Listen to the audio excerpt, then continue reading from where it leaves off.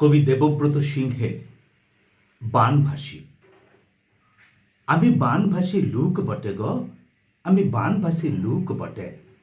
বাঁকুড়ার মেজা থানাতে ঘর, নামটা হইল মতি সর্দার। বাপ কাকার আমল থেকে চৌকিদারি করি।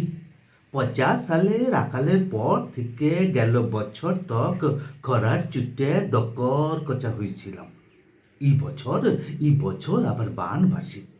কাগজ উলাকে বললাম, বাবু লিখে লিবেন আমার কথাটা। কিন্তু গায়ের লোকে কাগজ বাবুকে ভাওড়াইন দিলে। নইলে লিখা কেনে? কাগজ উলার ফাটক তোলা কল তোর তাক করেছিল। লোকে বললে এই বুড়া পাগল বটে। হেই দেখুন, আমি মতি সর্দার ঠিকই আছে। আমার বউ বিটি দামোদরের জলে ভাসি গেল। বুড়ি মাটা বিটি ঘর যায় তরে ছিল, কিন্তু শেষ তক সেও গেছে।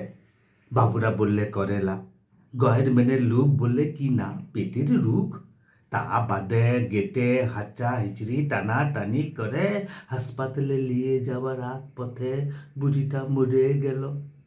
এখন আমি রাতের বেলা চৌকিদারির হাঁক দিই বানভাসী ক্ষেতের বাঁশ ঝোপে, ধসা মাটির দেওয়ালে দেওয়ালে, বাবুদের দালান বাড়ির ধারে ধারে। তবে কি জানেন, ওরা সব রেই করে আসবে, বলবে এই পাগলটাকে গায়ের থেকে খেদরাইতে হবে।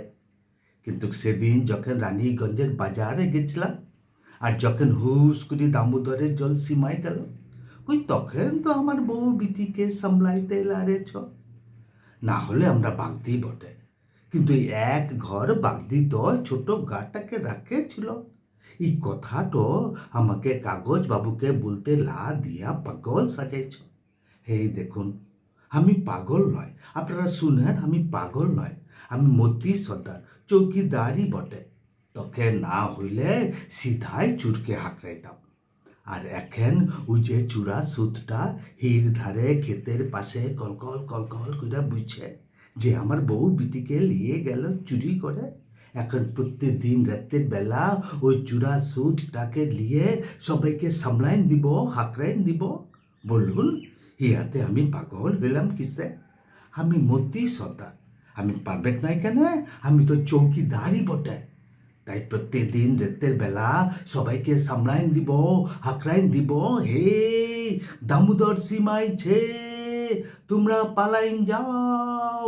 দামোদর সীমাইছে, তোমরা ঘর যাও। দামোদর সীমাইছে, তোমরা পালাইন যাও। নমস্কার।